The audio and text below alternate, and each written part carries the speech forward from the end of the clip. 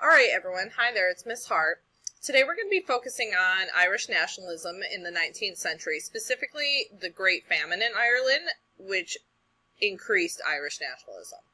We're going to start with the Act of Union in 1800, just to go back a little bit.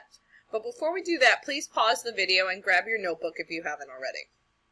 Alright, so the Act of Union in 1800 is actually the second Act of Union we've discussed. If you recall, the first Act of Union was when England and Scotland kind of united under Great Britain. The Act of Union in 1800 was really a result of the British Parliament attempting to kind of keep control of Ireland. You see, like, the French Revolution was going on, and many Irish Catholics were advocating for the vote and representation in Parliament in the late 18th century. This makes sense, right? This is a time of enlightenment and revolution, and one of the major legacies of the French Revolution is that it increases nationalism, not just in France and Latin America, but now here in Ireland as well.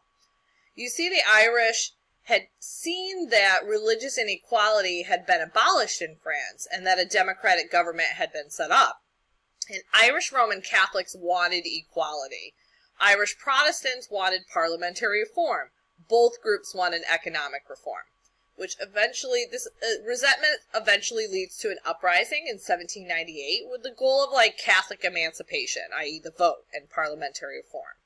Many peasants joined in because they wanted their tithes to be abolished, and even some educated men wanted full-on independence. So the British government was worried that an independent parliament in Ireland was just one small step away from independence. So they passed the Act of Union, which would totally tie Great Britain to Ireland, and vice versa. Fast forward almost 50 years to 1846, and Ireland is in the midst of the greatest famine Europe has ever seen.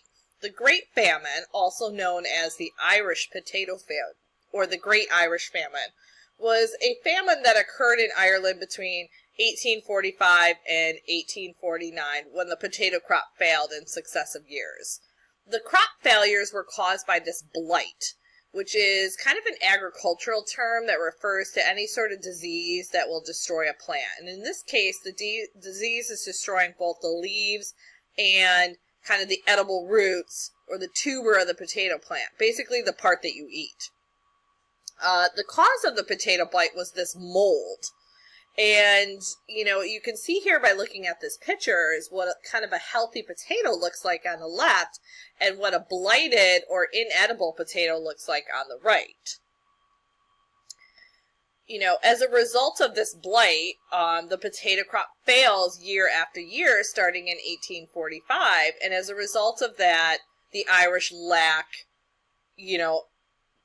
the food that they need to survive, basically. And, you know, the Irish famine is considered one of the worst humanitarian crises of the 19th century. You know, in the early 19th century, Ireland's tenant farmers as a class, especially in the western of Ireland, really struggled to both provide themselves food and to supply the British market with cereal crops. You know, most farmers had really long existed at really a subsistence level, you know, barely eking by enough to both pay their rent to their landlord and kind of live off of. The potato had really become a staple crop in Ireland by the 18th century. And really, you know, it was a great crop for Ireland. It was appealing in that it was really hardy, it was nutritious, it was calorie-dense crop, it was very easy to grow, especially in Irish soil and in the Irish climate with all the rain. But in the early 1840s, almost half of the Irish population, but mostly like the rural poor, had come to really depend almost exclusively on the potato for their diet. The rest of the population also consumed it in large quantities, but it really, is the diet of the rural poor. You know, they really relied on just one or two high-yielding types of potato, which really greatly reduced the genetic variety that ordinarily prevents the decimation of an entire crop by a disease. and thus, like, the Irish became vulnerable to famine. If you see here, when you're looking at this graphic, you can see that, you know, if you recall, potatoes originally come from South America. And if you've ever seen potatoes from South America in the store, they're generally really different colors, different shapes, different sizes. They're very diverse, lots of different types of potatoes. Well, the potatoes that get grown in Ireland, transported to Ireland and get grown there, are really only like one or two types of potato. And the problem with that is, if you have some sort of blight or some sort of disease that attacks a certain type of potato, that's going to be a problem if you're only growing one type of potato. But if you're growing diverse type of potatoes like they were in South America, you'll be fine. You'll only lose a few plants. But in Ireland, they're growing really just one or two types of potato, and this really makes them vulnerable to the famine. The British government's efforts to relieve the famine were totally inadequate. Conservative Prime Minister Sir Robert Peel, you may recall him from a previous video, continued to allow the export of grain from Ireland throughout this famine. He does repeal the corn laws in an attempt to kind of allow for cheaper imported grain to come in, but he continues to take and continues to allow Irish grown food to leave the country at a time when the Irish really needed food. When the Liberals come to power shortly, really about a year or two later, they kind of continued this policy after winning control of Parliament in 1846. They really had a laissez-faire approach to the Irish famine and the plight of the Irish. And they really shifted, like, the emphasis of relief efforts to a reliance on Irish resources, which basically means they kind of expected the Irish to take care of themselves.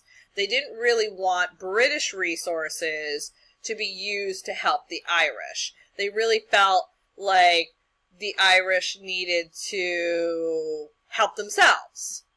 Okay. Remember, laissez-faire economics, which was part of liberalism, argued against kind of the morality of assisting the poor because this would prevent initiative and self-help amongst the Irish peasantry. Kind of a pull yourself up by your bootstraps mentality. One of the laissez-faire's most influential proponents, Thomas Malthus, who you probably remember from a previous lecture, warned that extending relief to the Irish would swallow the resources of the entire British nation, and consequently the Irish poor, quote, had no claim to even the smallest portion of food. Clearly, the British efforts to deal with the famine in Ireland were part of a larger mentality popular at the time, liberalism, which doesn't really help the Irish. So, as a result, much of the financial burden for kind of helping the starving Irish peasantry was kind of thrown on the Irish landlords themselves. Because the peasantry was unable to pay its rents, because, starving to death, the landlords soon ran out of money to support their tenants. As a result, hundreds of thousands of Irish tenant farmers and laborers were evicted during the height of the crisis, making a bad situation even worse. So even though the Irish peasantry continued throughout the famine to produce grain and meat and other high-quality foods to export to Britain, they lacked the money to purchase any of the foods their farms actually produced. This failure by the British to effectively deal with the famine and the liberal belief that British resources shouldn't be wasted on Ireland has really resulted in many historians to classify the Irish famine as genocide. However, this is not by any means the consensus among historians, and this interpretation remains a hotly contested debate to this day. Still, regardless of the debate over classifying the Great Famine in Ireland as an act of genocide, the impact on Ireland politically, economically, socially, and demographically were profound. The famine proved to be really a watershed moment in the demographic history of Ireland. As a result of the famine, Ireland's population of almost 8.4 million in 1844 fell to about 6.6 million by 1851, so in less than 10 years. About 1 million people died from starvation or from diseases like typhoid brought on by their weakened condition. As as many as 2 million Irish also immigrated out of the country to places like the United States, which is, of course, one of the reasons why St. Patrick's Day is so celebrated in the United States. Other places they went to included Canada. Many Irish also immigrated to Britain itself to become poor laborers in the factory system. If you recall from our urban game, we talked about like the Irish as a cheap source of labor during the Industrial Revolution.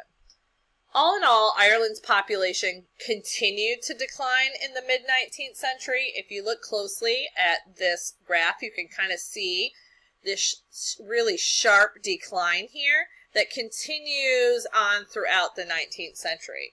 Because as people are either dying or leaving the country, then obviously this is going to slow the rate of reproduction for people who are there, the birth rate rather.